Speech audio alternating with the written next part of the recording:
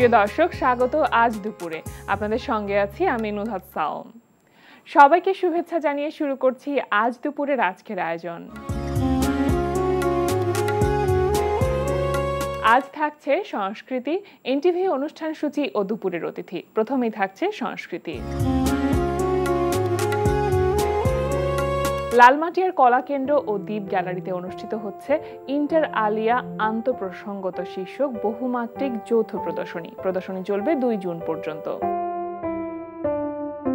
ধানমন্ডির শফিউদ্দিন শিল্পালয়ে অনুষ্ঠিত হচ্ছে মাহফুজা বিউটির একক চিত্রকলা প্রদর্শনী উইমেন্স জার্নি থ্রু লাইফ। প্রদর্শনী চলবে 24 মে পর্যন্ত। এবার এনটিভি অনুষ্ঠান সূচি। এবার জানিয়ে দিচ্ছি এনটিভির আজ রাতের বিশেষ বিশেষ অনুষ্ঠানগুলির সময়সূচি।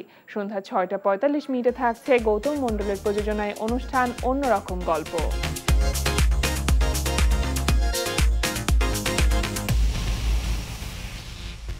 রাত 8টা 20 থাকছে রান্না বিষয়ক অনুষ্ঠান ফুড ক্যারাভান। রাত 9টা 30 থাকছে সাগর জাহানের পরিচালনায় ধারাবাহিক নাটক ভালোবাসার অলিগলি। এই যে আব্বাস না গাবগাছ, আমি যে আপনার কাছ থেকে টাকা নিছি তার কোনো প্রমাণ আছে? সকালবেলা প্রমাণ নিয়ে আসেন, তখন দেখা যাবে। ভাবি, আমি গেলাম, ঘুমাতে চলে গেলাম। কি করছো? কি করছে মানে? সামনে আমাকে ভাবি ভাবি বলে ডাকতেছে, ও আর ওর ওয়াইফ দুজন মিলে। না, এটা কিন্তু ডাকতেই পারে। রাত 11টা 30 সরাসরি সম্প্রচার হবে টক শো এই সময়।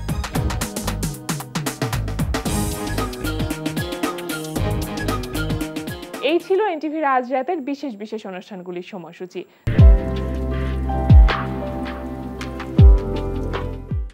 এবার দুপুরের অতিথি। প্রিয় দর্শক, আজ শুভ বুদ্ধ পূর্ণিমা। আমাদের আজ দুপুরের অতিথি সঙ্গীত শিল্পী শেলু বড়ুয়া। শুভ দুপুর দাদা। শুভ দুপুর। এবং একই সাথে জানাচ্ছি বুদ্ধ পূর্ণিমার অনেক অনেক শুভেচ্ছা। আমিও আপনাকেও শুভেচ্ছা জানাচ্ছি এবং এনটিভির সকল দর্শক শ্রোতাদের আমি শুভ বুদ্ধ পূর্ণিমার শুভেচ্ছা জানাচ্ছি।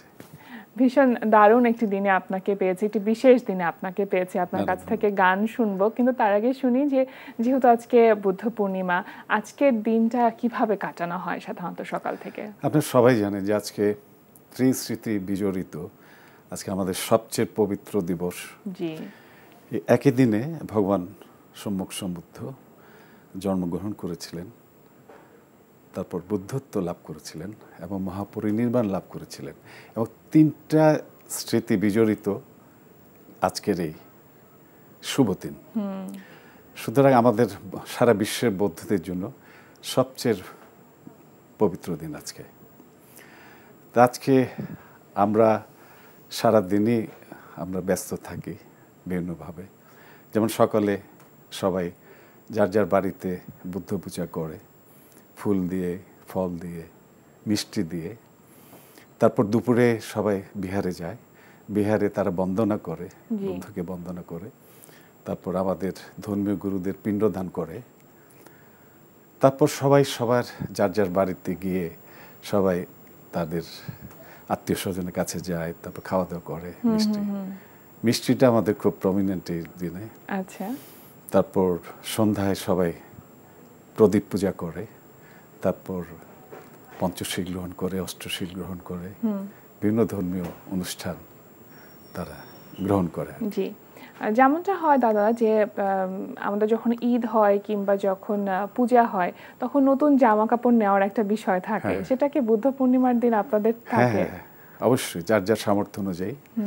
এবং সবাই নতুন জামাই পরে, কারণ এটা আসলে নতুন জামার বিষয়টা তো একটা ফেস্টিভ। জি, সবাই সবাই তার বাবা মাকে, ছেলেরা যারা যারা চাকরি করে, ইনকাম করে, তারা বাবা মাকে দেয়, অথবা বড় ভাইকে দেয়, গরিব আত্মীয় স্বজনদের দেয়। আরেকটা বিষয় থাকে দাদা, যে যেমন ধরেন ছোটবেলায় উৎসবের যে একটা আমেজ থাকে, যত বড় হয়ে আমেজটা কিন্তু খানিকটা কমে যায়। আপনার ছোটবেলার যে বুদ্ধ পূর্ণিমার যে সময়গুলো ছিল, তখন নিশ্চয়ই একেবারে অন্যরকম একটা পরিবেশ ছিল, অন্যরকম একটা আমেজ ছিল, আনন্দের বলা যেতে পারে যে আনন্দটা অনেক বেশি ছিল। কেমন হতো সেই দিনগুলোতে? সবার ক্ষেত্রে তাই, সব ধর্মের ক্ষেত্রে যেরকম ছোটবেলাটা সবসময় একটু আলাদা থাকে। হ্যাঁ। হ্যাঁ, ছোটবেলায় তো একটা তখনকার সময় একটা ভালো চকলেট পেলেই সবাই খুশি হতো, তাই না? একটা নতুন জামা। কিন্তু ধীরে ধীরে মানুষের যখন বয়স বাড়তে থাকে, কিন্তু আমার মনে হয় যে সারা পৃথিবীতে একই নিয়ম একইভাবে চলে। আর সবচেয়ে বড় কথা হলো যে আজকের এই দিনে যাদের যাদের বয়স্ক যাদের বাবা মা আছে তাদেরকে প্রণাম করে তাদেরকে শ্রদ্ধা জানায়। এই যে একটা ইন্টারাকশন, এটা মনে করি সবচেয়ে ইম্পর্টেন্ট।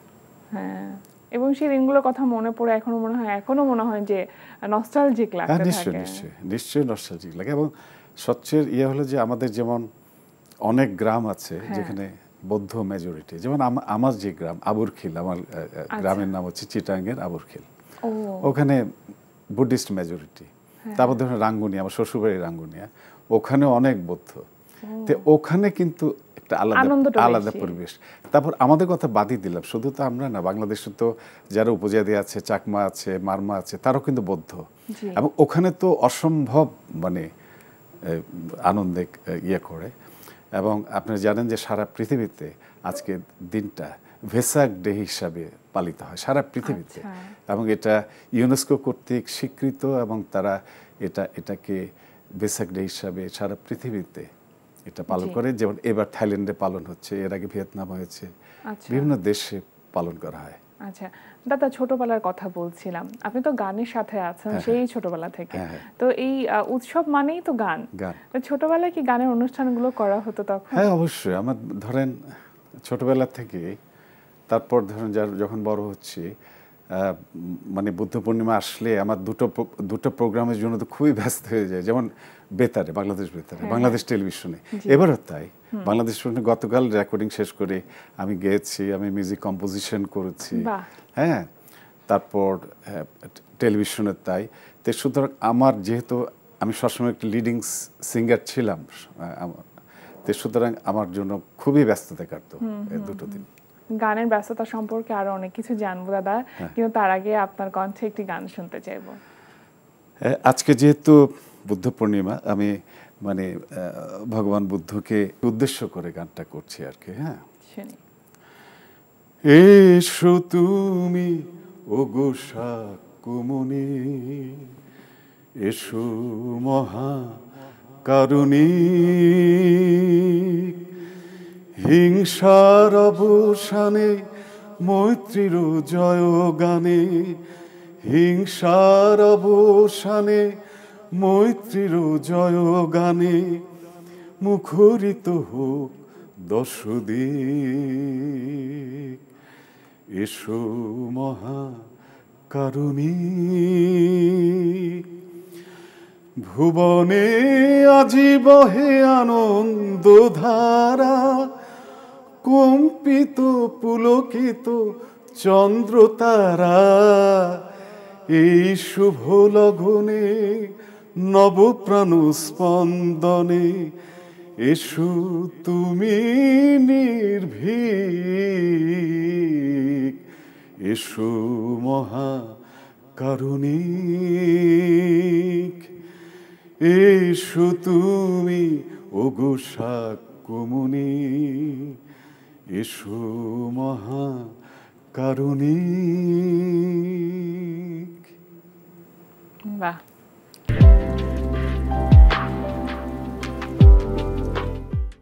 এটার মূল বক্তব্যটা কি দাদা গানটা? এটা মানে ওনার আগমনে সবাই খুশি হচ্ছে, তুমি আসছো, হিংসা দূর হচ্ছে, হিংসা দূর করতে তুমি এসছো।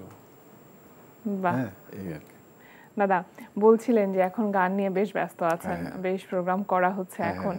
গানে আসলে কোন জায়গাগুলো নিয়ে বেশি ব্যস্ত বা কোন প্ল্যাটফর্মগুলোতে বেশি কাজ করা হচ্ছে আপনার? আমি যেমন শুধু এখানে না, দেশে বিদেশে, ভারতেও কিছুদিন আগে আমি ভারতে একটা চ্যানেলে নজরুল সঙ্গীতের 1.5 ঘন্টা অনুষ্ঠান করে আসলাম। হ্যাঁ, চ্যানেল 1 বলে একটা আছে। আর যেমন ব্যস্ততা বলেন, যেমন গতকাল আমার 3টা রেকর্ডিং ছিল। তারপর নজরুলের জন্মবার্ষিকীর দুটো বিশেষ অনুষ্ঠানে, একটাতে আমি সঙ্গীত পরিচালনা করেছি ইয়াংদের নিয়ে, প্রমিজিং শিল্পীদের নিয়ে। তাহলে তো সেটা একেবারে ভিন্ন রকম একটা অভিজ্ঞতা। আমার খুবই ভালো লাগছে। আমি ওইটা নিয়ে আমি খুবই খুবই আমি খুশি এবং আমার একটা টেনশন, আমার একটা উত্তেজনা আছে যেহেতু নতুন দিনে কাজ করছি। আর হলো আমার একটা সলো গান, যেটা বিশেষ অনুষ্ঠান এবং সব বড় বড় শিল্পীরা, বিশেষ শিল্পীরা গান করবে। আচ্ছা, তো এইভাবে ব্যস্ততা চলছে। আর তো আমি বললামই বাইরেও করছি। এখন তো আসলে সব মিউজিক ভিডিও আকারে গানগুলো প্রকাশ পাচ্ছে না, আপনি তো আসলে গানের চড়াই উতরাই বেশ অনেকগুলো সময় মানে সাদা কালো থেকে রঙিন হতে দেখেছেন। তো এখনকার যে সময়টা, এই সময়টাকে আসলে আপনার জায়গা থেকে আপনি কিভাবে বিশ্লেষণ করবেন বা কি মনে হয়? বিশ্লেষণ এতটুকুই বলবো যে আমাদের ছোটবেলায় কিন্তু গান বাজনার চর্চা অনেক বেশি ছিল, অনেক বেশি ছিল। সেই হিসাবে এখন কিন্তু সেইভাবে হচ্ছে না। যেমন আপনিও খেয়াল করবেন যে এখন কিন্তু কোনো পাড়ায় হারমোনিয়ামের আওয়াজ পাবেন না। আগে ছোটবেলায় আমরা দেখতাম যে সবাই আওয়াজ করছে, এখন কিন্তু ওই পরিবেশটা সকালে বা সন্ধ্যায় শব্দ পাওয়া যেত। এখন করছে খুবই, মানে সেই তুলনায় কম। বাংলাদেশের যে লোকসংখ্যা 18 কোটি, সেই প্রপোর্শনেটলি অনেক কম। আমি মনে করি যে অনেক বেশি হওয়া উচিত। কারণ গান এমন একটা বিষয় যে আমরা এখন যে টেনশনের যুগ চলছে, এটা this one sort of meditation. যেমন আমি রেওয়াজ করি শুধু গানের গলার চর্চার জন্য নয়, আমার মাইন্ডেরও একটা বিরাট কাজ করে। এবং আমি অনেক সময় রাত 1টাও রেওয়াজ করি, যখন মনে হয় যে, এবং রেওয়াজ করার পর হয়তো 1 ঘন্টা রেওয়াজ করলাম, শরীর পুরোপুরি রিল্যাক্সড হয়ে যায়। এবং আমি সবাইকে বলবো সবার উদ্দেশ্যে যে রেওয়াজ শুধু গানের জন্য নয়, রেওয়াজ একটা মনের জন্য, মানে মাইন্ড কনসেন্ট্রেশনের জন্য, যেটা আমরা মেডিটেশন বলি। সঙ্গীতের চেয়ে বড় মাধ্যম আর নাই।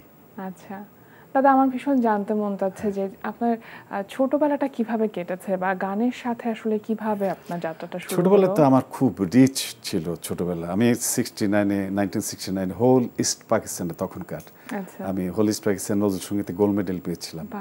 এবং একই কম্পিটিশনে অনেক বড় শিল্পী এখন যারা প্রতিষ্ঠিত তারাও ছিল। এটা হচ্ছে আমার শুরুটাই হয়েছে গোল্ড মেডেল দিয়ে। এবং এর পর তো ধরেন আমি সেই 1993 সালে আমি জাতীয় অনুষ্ঠান করেছি নজরুল, 1993 কামাল নোহানীর আমন্ত্রণে। এবং এরপরে স্পেশাল গ্রেড, ধরেন সর্বোচ্চ গ্রেড হয়েছে আমি 2006 সালে। কেমন? তারপর আমি এরপরে বিভিন্ন ভারতের বিভিন্ন জনপ্রিয় চ্যানেলগুলোতে আমি গান করেছি। তারপর শিক্ষকতা করেছি। আমি মিউজিক কলেজে, গভর্নমেন্ট মিউজিক, বাংলাদেশে একমাত্র সরকারি মহাবিদ্যালয়, গভর্নমেন্ট মিউজিক কলেজে আমি শিক্ষকতা করেছি। এবং সো আমার খুব ভার্সেটাইল, আমি বলবো যে আমার জীবনে আমি লেখাপড়া করেছি। আমি ঢাকা ইউনিভার্সিটি ফিনান্স থেকে পাশ করেছি। পাশ করে আই ওয়াজ সিনিয়র ব্যাংকার। এবং কিন্তু আমি নেভার গেভ আপ সিঙ্গিং।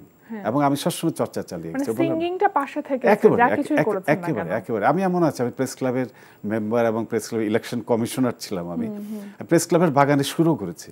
ওখানে বসে আমি একটু সময় পেলে একটু রেওয়াজ করতাম, গানের সুর করতাম। সো আমি এনজয় করেছি এবং এনজয় করি এখনো তাই। দাদা, আপনার কাছে যদি জানতে চাই, গান কেন করেন? গান করি একেবারে মনের খোরাকের জন্য। এবং সঙ্গীত হচ্ছে, সংস্কৃত হচ্ছে একটা দেশের ভিত্তি, শেকড়। একটা মানে বলা হয়ে থাকে যে জাতি সংস্কৃতিতে যত উন্নত সে তত উন্নত, অর্থাৎ অর্থনৈতিকভাবে উন্নত। মানে এটা কিন্তু একটা প্যারামিটার। কেমন? যে সংস্কৃতিতে একটা দেশ কত দূর এগিয়ে আছে তার উপর নির্ভর করবে তার উন্নতি কতটুকু হবে। মানে সংস্কৃতি একটা মানুষকে মানুষ হিসেবে প্রকৃত রূপটা দিতে পারে। শুধু মানুষ না, মানে তা তো অবশ্যই। আমি বললাম যে এটার সাথে অনেকে বলে না যে এটার সাথে অর্থনীতির কোনো সম্পর্ক নাই। না, অর্থনীতির সাথে সম্পর্ক আছে। কারণ আপনি যদি টোটাল স্ট্রাকচার, অর্থাৎ একটা মানুষের বলেন জাতির ভিতটা যদি না থাকে, তাহলে সে গড়বে কি করে?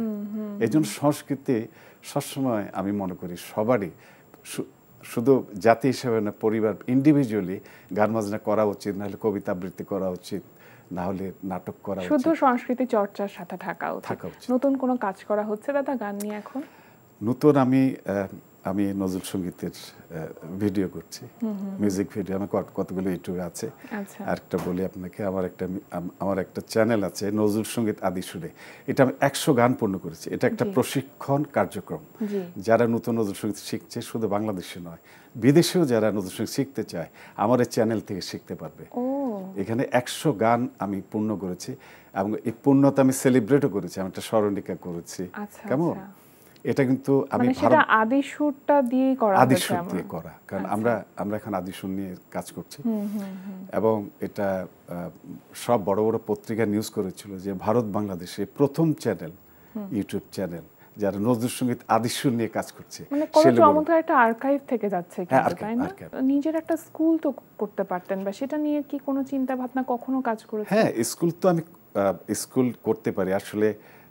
চ্যানেলটা যদি আপনি এইভাবে চিন্তা করেন, চ্যানেল যে গ্লোবাল, আমি যদি এখানে শেখা, হ্যাঁ আমি অর্থনৈতিক জন্য ধরেন আমি কিছু ইনকাম করব সেই হিসাবে ঠিক আছে, কিন্তু এখানে শিক্ষকতা করেছি তো আমি বলেছি আগে যে আমি যদি ইউটিউব ওখানে বেশি সময় দিই তাহলে সারা পৃথিবীর বাঙালিরা শিখতে পারবে, কিন্তু আমি যদি টিউশনি করি শুধু 10 জন 20 জন অথবা 50 জন শিখলো, অল্প সংখ্যক মানুষ, অল্প সংখ্যক, তা তো শেখাচ্ছি আমি, শেখাচ্ছি। এই যে যেটা বললাম না যে নতুন দিন নিয়ে কাজ করছি, ওদেরকে আমি শিখিয়েছি, তাদেরকে ট্রেনিং দিয়েছি।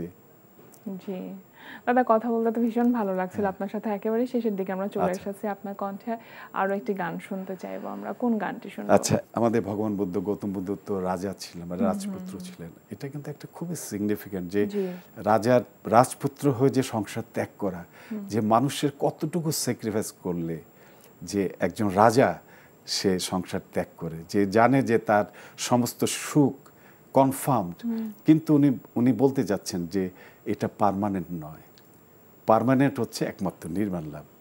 তো ওই প্রেক্ষাপটে এই গানটি করা, এই গানটি লেখা। হে রাজু সন্ন্যাসী তবু কীর্তি অভয় উঠে যেন দিগন্ত উদ্ভাসী। হে রাজু সন্ন্যাসী প্রেমের মন্ত্রে তব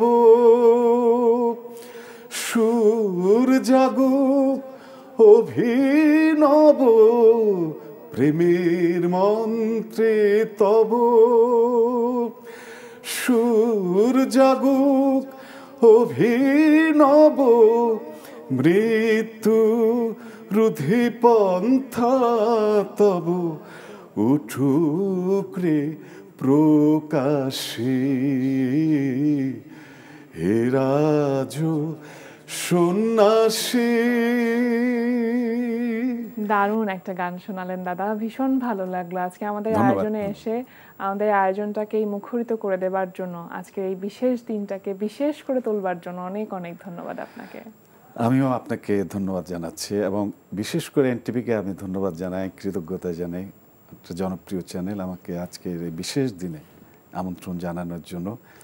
আমি আবারও সমস্ত দেশবাসীকে আমি শুভ বুদ্ধ পূর্ণিমার শুভেচ্ছা জানাচ্ছি। আপনাকেও অনেক অনেক শুভেচ্ছা। প্রিয় দর্শক, আমরা চলে এসেছি অনুষ্ঠানের শেষ প্রান্তে। অনুষ্ঠান সম্পর্কে আপনার মতামত জানাতে মেইল করুন আজ দুপুরে @ntvbd.com এ। বিশ্বের যে কোনো প্রান্ত থেকে যে কোনো সময় আজ দুপুরে দেখতে ভিজিট করুন আমাদের পূর্ণাঙ্গ ওয়েব পোর্টাল www.ntvbd.com। এছাড়া এনটিভি সব জনপ্রিয় অনুষ্ঠান ও খবরের আপডেট পেতে ভিজিট করুন আমাদের ইউটিউব চ্যানেল ও ভেরিফাইড ফেসবুক পেজে। সবার মঙ্গল কামনায় আজকের মতো এখানেই শেষ করছি। শুভ দুপুর।